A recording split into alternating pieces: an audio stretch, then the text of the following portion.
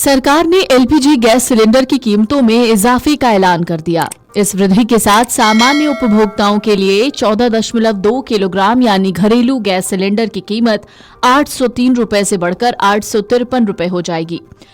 इसका असर उज्ज्वला योजना के तहत उपभोक्ताओं पर भी होगा। उनको पहले यही घरेलू सिलेंडर कम दाम में मिलता था, लेकिन अब इनके सिलेंडर का दाम 553 रुपए हो जाएगा। आइए अब इसके बारे में विस्तार से जानते हैं कि किन जगहों पर सिलेंडर की कीमत अब कितनी हो जाएगी। जो सिलेंडर की नई दरें होंगी उसे आप ऐसे समझ सकते हैं। नई दिल्ली में घरेलू गैस सिलेंडर की पुरानी कीमत 803 रुपए थी, वहीं अब नई कीमत 853 रुपए हो जाएगी। कोलकाता में घरेलू गैस सिलेंडर की पुरानी कीमत 829 रुपए थी, जो अब बढ़कर 879 रुपए हो जाएगी।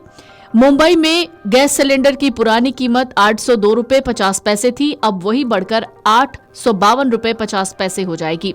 गुड़गांव में 811 रुपए 50 पैसे थी, जो बढ़कर अब 861 रुपए 50 पैसे हो जाएगी। नोएडा में 800 रुपए 50 पैसे थे, जो अब बढ़कर 850 रुपए 50 पैसे हो जाएंगे। भुवनेश्वर में 829 रुपए थे, वहीं 879 रुपए हो जाएंगे। चंडीगढ़ में 812 रुपए 50 पैसे थे, वहीं अब 862 रुपए हो जाएंगे।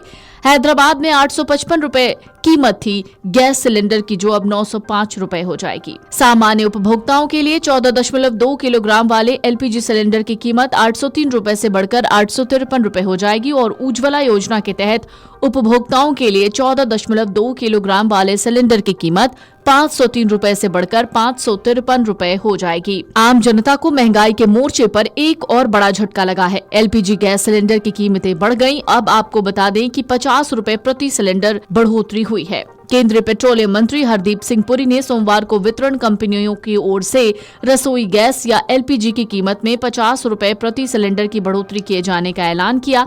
उन्होंने कहा, उज्ज्वला और सामान्य श्रेणी के ग्राहकों दोनों के लिए गैस की कीमतों में इजाफा किया है। नई कीमतें आज आधी रात से ही लागू होंगी। जरा सुनिए हरदीप सिंह पुरी ने क्या कहा। What we have decided therefore is that the average price, not the average, the price per cylinder of LPG will increase by 50 rupees. In other words, from 500 it will go up to 550 and the other one will go up from 803 to 853. Now this is a step which we will review as we go along. As it is, we review these every 2 weeks or 3 weeks.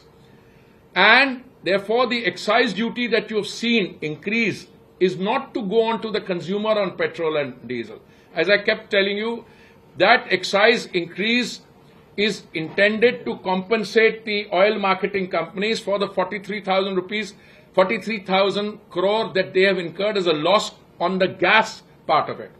Now you will say, what will happen to petrol and diesel? What we have decided therefore is that the average price, not the average, the price per cylinder of LPG will increase by 50 rupees. In other words, from 500 it will go up to 550 and the other one will go up from 803 to 853. Now this is a step which we will review as we go along. As it is, we review these every 2 weeks or 3 weeks. And therefore the excise duty that you have seen increase is not to go on to the consumer on petrol and diesel.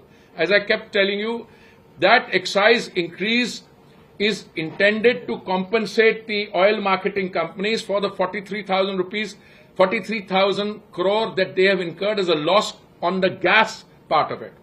Now you will say, what will happen to petrol and diesel? Video desk amarujala.com।